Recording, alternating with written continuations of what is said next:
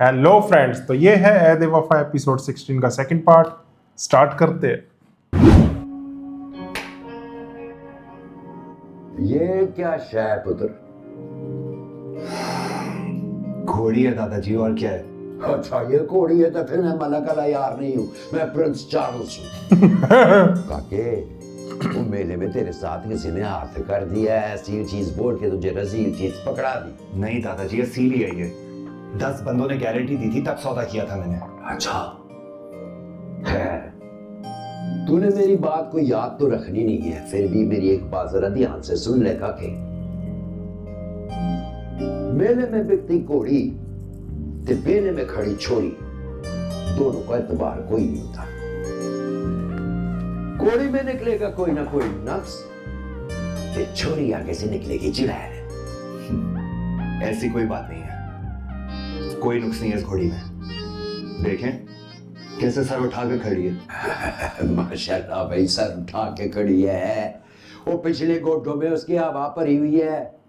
मेरी बात लिख ले, 2 से 3 दिन बाद इसने जमीन पे जो बहना है तो फिर उठना कोई नहीं। जी उठ गई ना तो तू आके मेरे गोड्डे तोड़ देना पुत्र, तू भी इधर है तो मैं भी इधर। हाय हाय, बड़ा मेरे को इंतजार था तेरा कि मेरा पुत्र मेले पे गया, कोई बड़ी शय लेकर आएगा। है लेकर आया भाई, सुभान अल्लाह भाई, ओ माशाल्लाह भाई।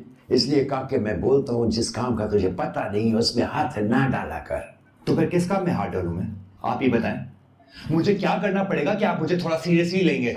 ये भी मैं बताऊं तुझे, कोई काफी बड़ा काम कर, कोई नया कारनामा कर, कोई नया चंचा। पॉलिटिक्स में जाएगा। तूने बस शादी की है, उधर ही तेरी अक्ल भी खत्म है, बस उधर ही का उधर है। काके बड़ा हो जा, नहीं तो ये सारी दुनिया ने तुझे ठग दे रहना है, सारी उम्र, सारी यादी। लिख ले मेरी बात। ले भाई, तेरा सौरा है, माशाल्लाह भाई माशाल्लाह। आओ जी आओ चौधरी साहब। क्या हाल है भाई? ठीक ठाक हो? क्या हाल है पुत्र? क्या है?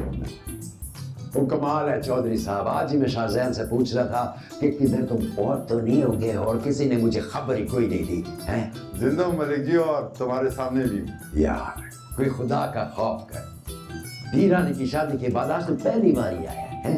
कोई आते जाते रह कर जिंदगी मौत का भरोसा कोई नहीं होता है। पुराने वक्तों का बंदा हूं मलिक जी, बेटी के घर से ग्लास पानी भी पीना जायज नहीं समझता। जो चल फिर, पानी ना पीना, लस्सी शस्सी पी लेना। मुलाजिम हुसैन, खाने का इंतजाम कर, पानी के अलावा सारा कुछ ले आ। शाबाश। पानी के अलावा सारा कुछ। कैसी बातें कर रही हो तुम? शरीयत के मुताबिक शाहिद की जायदाद में 8वें हिस्से की हकदार हूँ मैं।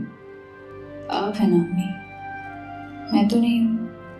मैंने कंफर्म किया था लॉयर से, कानून और शरीयत के मुताबिक मेरा इस घर में कुछ नहीं है। मैं नहीं मानती ऐसे कानून को। शरीयत को तो मानती है ना अम्मी, प्लीज मेरी बात मान लें। इसके अलावा हमारे पास और कोई हल नहीं है। मुझे छोड़ा लड़का तुमको ब्लैकमेल कर रहा है, मैं उसे जिंदा नहीं छोड़ूंगी, हर अदालत तक जाऊंगी। अम्मी, जो काम आसानी से हो सकता है उसके लिए अदालत जाने की क्या जरूरत है? तुम राहील की बातों में आकर मुझसे इतनी बड़ी बात मनवा रही हो दुआ। अम्मी, मैं भी तो मान रही हूँ ना। क्या कर माने रही या है? ना माने, हमें ये कड़वा घूंट पीना पड़ेगा। मैंने तो फैसला कर लिया, आपके फैसले का इंतजार है। ठीक है, अगर तुम राहील की लगाई उस आग में कूदने को तैयार हो तो मैं कुछ नहीं कर सकती।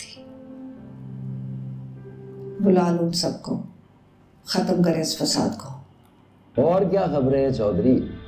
तो मैं सुना तू 50 साथ से को आना करोड़ पड़ेगा की भाई। आवाज़ है। साथ और उसकी फैमिली, अगर इलेक्शन से फारिग हो जाऊं तो साथ और उसकी फैमिली अब कुछ कर सकती, कुछ बन जाएगा, अब आएगा ना वो। मेरे आने का मकसद भी यही था आज, उनकी लिस्ट आनी कि है। अगर तुम चौधरी वकार के सर पे हाथ रख दो तो इसकी असेंबली में जाने की ख्वाहिश पूरी हो जाएगी। तेरी ख्वाहिश भी जायज है, बात भी जायज है, मगर और रिश्तेदारी में कैसी अकल मगर। बिस्मिल्लाह करो, दुआए खैर दो, बाकी अल्लाह मालिक है। क्यों शाहजहान पुत्र, ठीक कह रहा हूँ ना? आपकी बात अपनी जगह ठीक है, लेकिन इस सीट पर तो दादाजी मुझे इलेक्शन लड़वा रहे हैं। अब होगा पंगा। दादा कहते हैं मुझे कोई बड़ा काम करना चाहिए। इंशाल्लाह ये इलेक्शन जीत कर मैं कोई बड़ा काम करने की पूरी कोशिश करूंगा।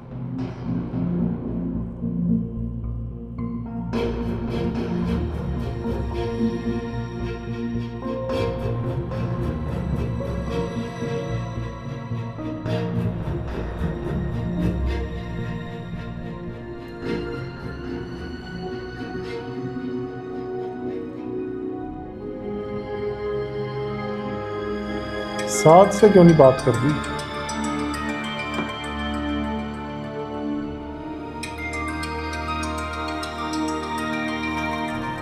तब बड़ा ही थोड़े आदमी है बहुत। किसी की मजबूरी का ऐसा फायदा उठा रहा है ये। आगे तो क्या क्या करेगा फिर ये? ऐसे लोग खत्म हो जाते हैं। बहुत अभी गलत। थोड़े टाइम के लिए इसको खुशियां मिल जाएगी, उस ऐसे बंदों को मिल जाती है, लेकिन खत्म हो जाता है। टेम्परेरी होती है। इनका खानदान तक जड़ से खत्म हो जाता है।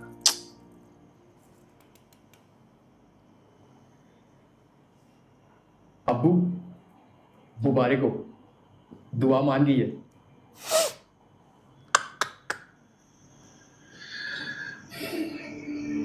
बस कर दो, खुदा के लिए अब उसका पीछा छोड़ दो। क्यों निकम्मे आशिक की तरह उसके पीछे पड़ गए हो तुम? निकम्मा आशिक होता तो वो खुद फोन करके ना कहती कि ताया अब्बू और अम्मी को साथ लेके आओ। दुआ राजी हो गई है और चची ने भी हाँ कर दी है। आपको यकीन नहीं आता तो आप खुद फोन करके पूछ ले। ये पैदा ही गालियां खाने हुआ है। निकम्मा। जब इनको ये पता लगेगा इसने वो प्रॉपर्टी वाली हरकत करी है। हाँ। मैंने तब- कहा भी था कि बेटी देने से पहले मलिका लैयार से जुबान ले लें, लेकिन आप मेरी सुनते कहाँ हैं? और ये क्या निकम्मी औरतों की तरह ताने मार रहे हैं? मैं शाहजहान का फैसला तब्दील करवा लूंगा। कैसे करवाएंगे आप? उसे बड़े काम करने का शौक चढ़ गया रानी और अब वो करके रहेगा। मैंने रानी को बुलाया है, देखा। वो उसे समझा लेगी। अस्सलाम वालेकुम अब्बा। मुझे नहीं लगता ये समझाएगी। वालेकुम क्या हाल है आपका? ये शायद साथ देगी क्या हाल है भाई? ठीक हो? अब्बा मैं किसी को क्या समझाऊं? मेरी तो खुद समझने की उम्र है। मैं भला शाहजहान को कैसे बता सकती हूँ कि इलेक्शन नहीं लड़ना? बेटा, तुम बीवी हो उसकी, तुम नहीं समझाओगी तो और कौन समझाएगा? बस अब्बा मुझे ना घसीटे इस काम में। ये वाली बातें आप शाहजहान से डायरेक्ट ही कर लें। डायरेक्ट करनी होती तो तुम्हारी मेहनत कर रहा होता। बेवकूफ। मेहनत करने की क्या बात है अब्बा जी? इससे आप हुक्म दें कि अपने बाप और अपने भाई की इज्जत इस तरह से खराब मत करे। जाके अपने शोहर को समझाए, इससे पहले कि मामला और बिगड़ जाए। अब्बा जी ये भी कम नहीं है, ये भी पागल ही है। सुनने आई हूँ क्या आपकी बात? एक और राही। फिक्र मत हाँ, कर ये बेटा। लड़का ये गुस्से में वैसे ही बोलता रहता है। फिर भाई तुम भी मेरी बात मानो, मेरी तरह ना वुजू देखा बनाया जो करो। गुस्से में बोलते उससे रहते ठंडा कैसे रहता होते है हैं। इस तरह। अब्बा जी आप इजाजत दें जरा, मैं ज़ोहर के 4 फर्ज पढ़ के आती हूँ। और बैठ, वो लग रहा ड्रामा था मत कर और मेरी बात गौर से सुन। चवड़ मारेगा कोई ना कोई। बिस्मिल्लाह करें। शाहजहान को समझाना तुम्हारा फर्ज है। समझाना नहीं बल्कि मनवाना है कि वो इस सीट से पीछे हट के तुम्हारे भाई को सपोर्ट करे। और अगर मैं ना मनवा सकी तो फिर ये समझ लेना कि तुम्हारे लिए तुम्हारा बाप और तुम्हारा भाई दोनों मर चुके हैं। क्या पागल है क्या? और मैं तुम्हें अपने जनाजे पे भी आने की इजाजत नहीं दूंगा।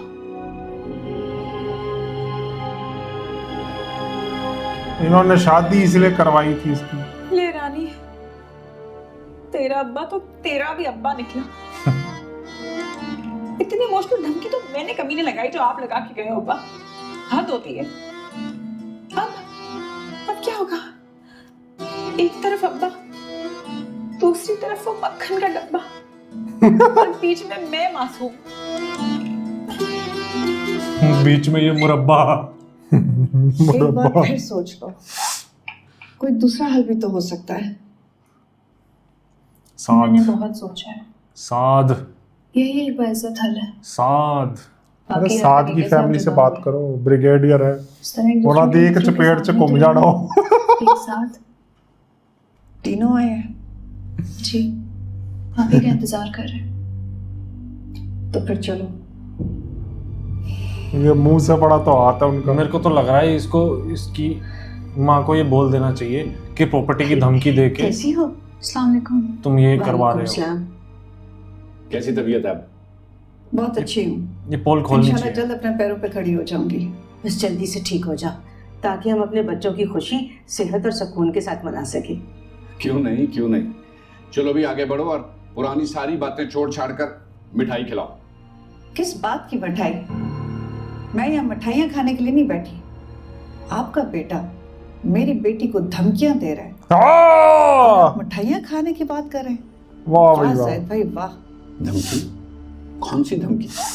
राहील को लगता है कि अगर मैंने उससे शादी ना की तो वो मुझे और अम्मी को बर्बाद कर देगा, क्योंकि मैं अडॉप्टेड हूँ और उसे लगता है कि मेरी सबसे बड़ी कमजोरी यही है। आज मैंने और अम्मी ने आपको यहाँ इसलिए बुलाया ताकि मैं आप लोगों को बता सकूं कि मेरी कमजोरी नहीं बल्कि सबसे बड़ी ताकत है। ये शाहिद का घर है और इसमें मेरा जो भी हिस्सा बनता है आप मुझे इसकी कीमत दे दें। इसके बाद आप जाने और ये घर। कैसी बातें कर रही हो? मैंने तो कभी ऐसा सोचा भी नहीं है। लेकिन राहील तो सोच चुका है और मुझे पूरा यकीन है कि अपनी जिद को पाने के लिए कुछ भी कर सकता है। अब इसके लिए एक चैलेंज बन चुकी हूँ। ये मुझे बहुत तोड़ना अच्छा किया, चाहता बता है, दियो। जो मैं कभी होने नहीं दूंगी। मैं तो कह रहा हूँ इसको उठ के चपेट मारे इसका बाप एक बार। मतलब इतना इसलिए कुछ हो गया, ऐसे रिश्ते को फायदा नाकाबिस्ता उठा। बनाए बगैर अगर खत्म कर दिया जाए तो ज्यादा बेहतर है।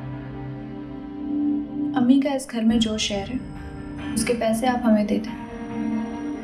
हमें ये घर नहीं चाहिए। ठीक है, अगर तुम दोनों ने ये सारे ताल्लुक खत्म करने का फैसला कर ही लिया है तो मैं क्या कर सकता हूँ? क्यों नहीं कर सकते अब्बू? तुम चुप रहो बेशरम इंसान। आज जो कुछ हो रहा है ये तुम्हारी वजह से हो रहा है। खामोश रहो और मुझे बात करने दो। सारी बात हो गई है। तो दोस्तों इसी के साथ ऐद वफा एपिसोड 16 का सेकंड पार्ट एंड होता है। मिलते हैं थर्ड पार्ट। Bye bye.